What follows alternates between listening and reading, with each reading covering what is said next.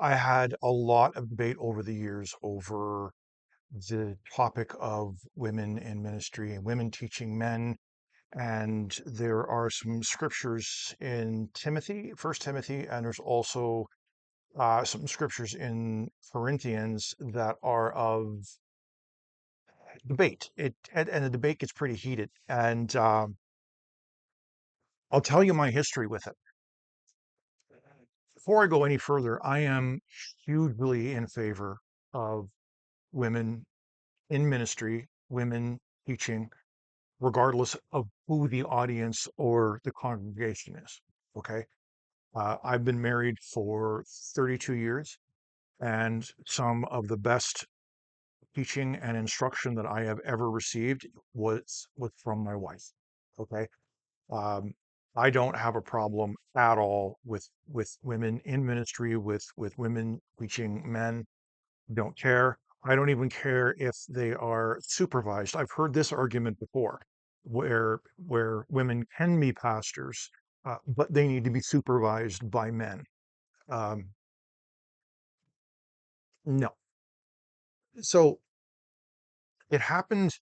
The conversation happened with me a number of years ago. I was doing a job for a church, and I was contracting, and one of the tradesmen that were there was of a particular faith, and I honestly don't remember what the denomination was, but he was vehemently against women teaching. And the reason why this came up was the pastor of that church was indeed a lady. I knew her very well. I didn't attend her church, but I knew her very well, and I never really saw any problems with her teaching, with her theology. And we all know how I like theology. Um,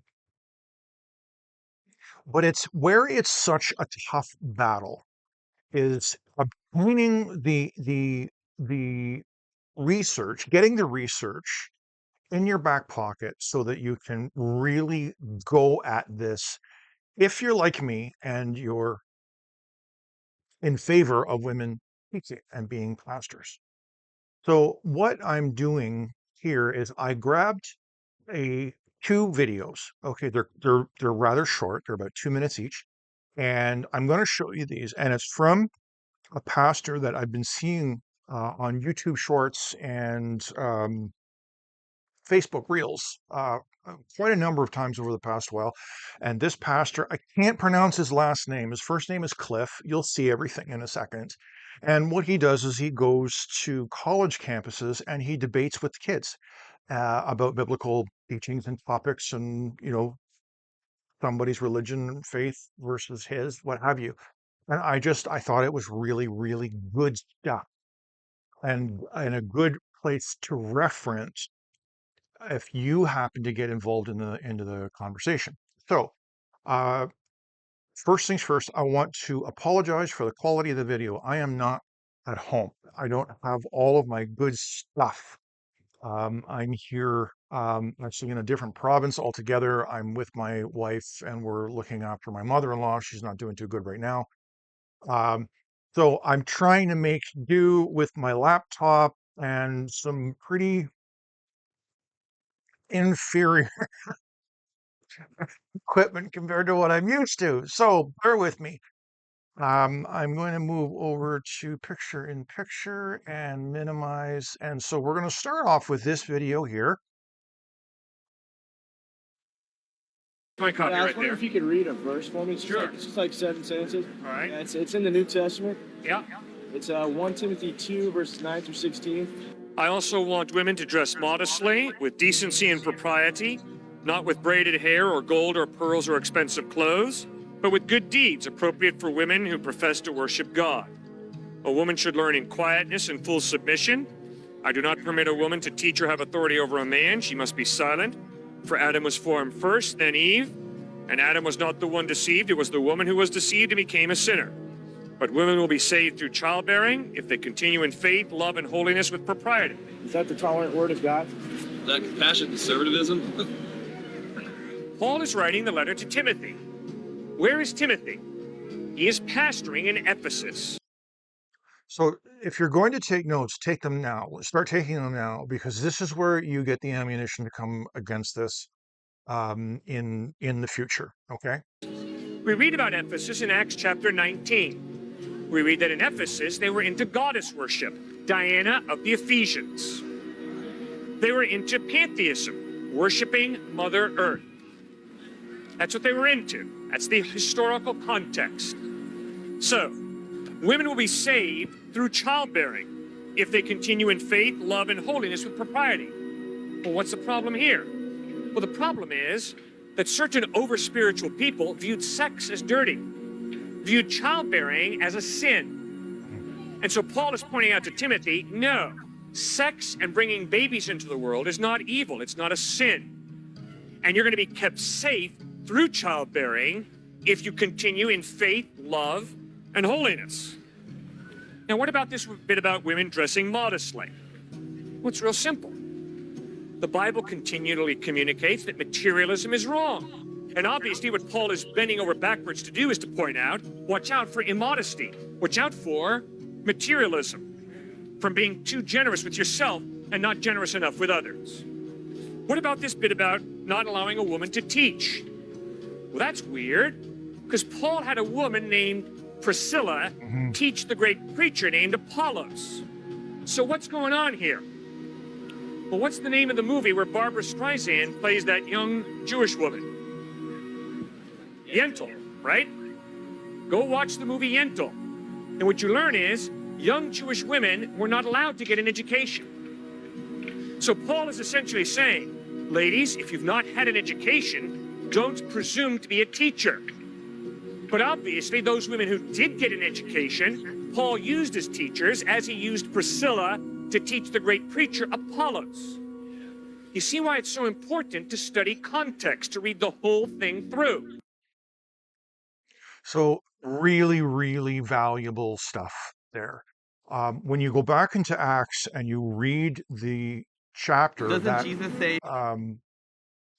chapter, and you'll also, and as you read further, you'll also find that the craftsmen that made the idols and the jewelry and all of that, they were actually concerned that their trade was going to get hurt as a result. So they were the ones that were actually making it a mess for the apostles in this. Now, let's go over to the second video. It's the same pastor,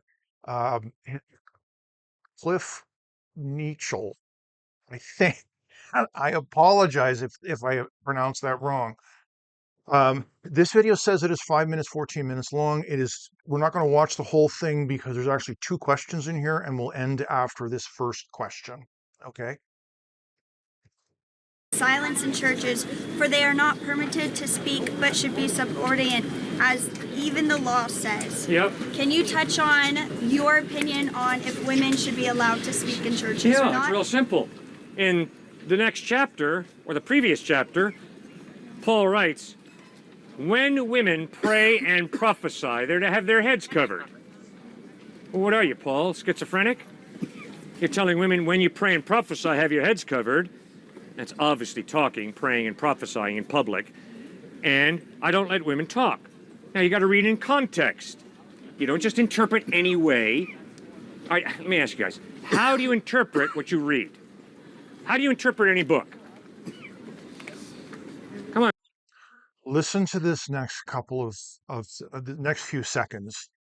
This gets really important, and I took away a lot from this. As I've admitted in other videos, I am not great at studying a book, never mind the Bible. I would have done better as an apostle, learning, talking, discussing. But what he's about to talk about is reading in context, and it's really valuable stuff. Come on, guys, help me. How are you taught at this fine university to interpret what you read? What principles are there? Thank you. Who said that?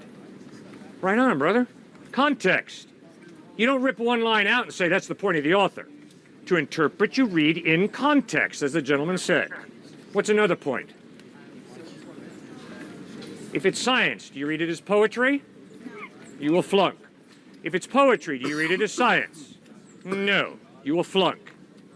You respect literary genre, literary style. So when Jesus says, I am the good shepherd, does that mean that he was literally a shepherd who took care of sheep? He's using metaphor, isn't he, to make a point. When Jesus says, I am the light of the world, is he claiming to be a 100-watt light bulb? No. He's using metaphor once again to make a point. So, you read in context, you respect literary style, and you interpret. So when Paul says, when women are pray and prophesy, they're to have their heads covered, and I do not allow a woman to speak in public, what on earth is he talking about? Well, when he says, I do not allow a woman to speak, the context is order in worship. What was happening? We'll just go out and watch the movie Yentl. Barbara Streisand plays a young Jewish girl who wants to get an education. And in her culture, women were not allowed to get an education. So she has to disguise herself as a male in order to go to school.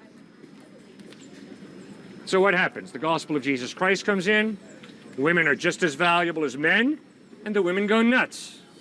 They abuse their new freedom. And they start just blurting out all over the place, and Paul says, bump, time out, keep your mouth shut. Go out and get an education, learn like Priscilla has, and my good friend Priscilla, who's obviously not a guy, is helping me, the Apostle Paul, to teach the great preacher Apollos how to preach. Someone who is double-minded, unstable, and all that. So that's that. I really hope that these couple of videos have helped, at least in this topic. It hurt me when I first started examining it, because I just put a lot of value on women. A lot of value.